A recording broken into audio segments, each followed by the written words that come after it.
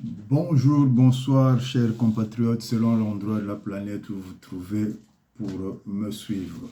Je suis Armand Manziono Diangenda, Boutelezi, Jean le Baptiste, Buchindi Bwabucheleka, Bwavindu Munabangungu Wakara Mukwenda Nkukirika, Kulucha Bonga Munzwaku, Bakaula Balembana, Jamaïka Wamazulu, Korobora Bucheleka. La communication que je veux vous partager aujourd'hui s'intitule 28 novembre 1958, 28 novembre 2024, 66 ans de mensonge.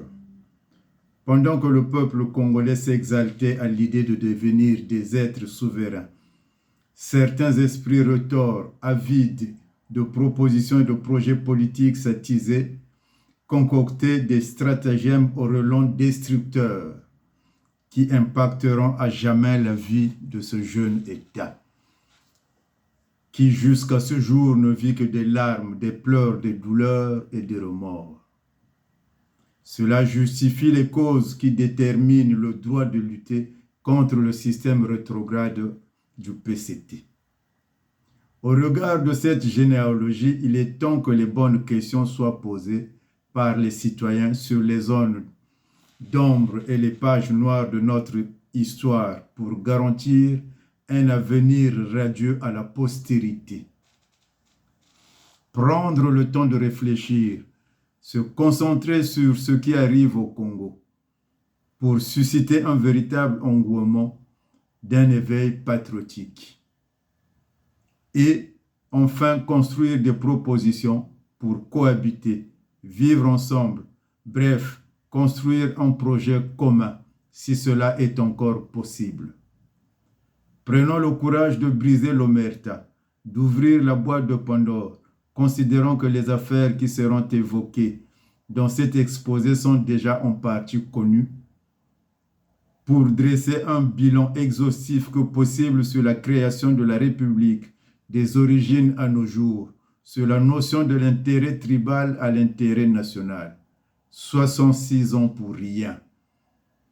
Est-il encore possible de considérer la République comme quelque chose de viable ou devons-nous retourner à nos chefferies respectives? Ce comeback, certains l'assument déjà plus ou moins à l'exemple des Mboshi qui n'hésitent point à exhiber leur danse suprématiste comme pour narguer les autres après avoir dérobé le butin national. Tels des sauvages primitifs indiens de l'Amazonie, ils ne manquent pas de bomber le torse et de souffler sur les braises. On a tué dans le poule, le ciel n'est pas tombé. Ces propos byzantins décrivent le caractère d'un peuple antisocial encore resté au stade de la paléontologie. Toutefois, on ose croire que la bonne crème Mboshi, encore consciente des menaces que font peser leurs tribulations sur l'ensemble de la nation, saura se saisir, à l'instar du général écrivain Benoît Mundelengolo, l'homme qui a vaincu la vasière, qui passe pour un homme vertueux dans un océan de médiocres. Le Congo de demain se construira avec ceux-là qu'il faille dénicher dans chaque nzo du Congo, avec une torche. Moi, Armand Manziono et l'ensemble du nzoïsme faisons foi de cet idéal de construction de la nation. C'est pour cela que je donne un coup de pied à quiconque qui n'est pas de ma catégorie de pensée. Il ne s'agit pas seulement des Mboshi, mais de tous les extrémistes, d'où qu'ils soient. Je pense à ce titre aux Nibolèques qui ont commis des atrocités pendant le règne de Lissouba, voulant par là perpétuer ce qui a été décrié pendant la conférence nationale, ce moment historique creusé d'un nouveau départ, expurgé de toute forme de dérive.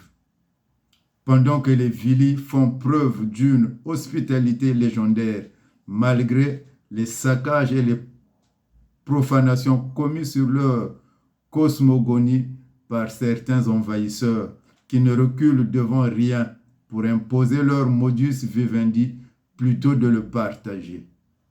alors que tous ceux qui pensent comme moi me rejoignent pour faire contrepoids à cette anomalie de l'histoire et reconstruire une histoire respectueuse des valeurs humaines et aspirant au bien-être de tout un chacun. Armand Manziono Boutelezi, Jean le Baptiste, Diangenda, Buchindu Babucheleka, Bwavindu Munabangungu, Wakalamu Kwenda Nkukirika, Kulucha Bonga Munzwa, Jamayega Mazulu, Koroboria Bucheleka.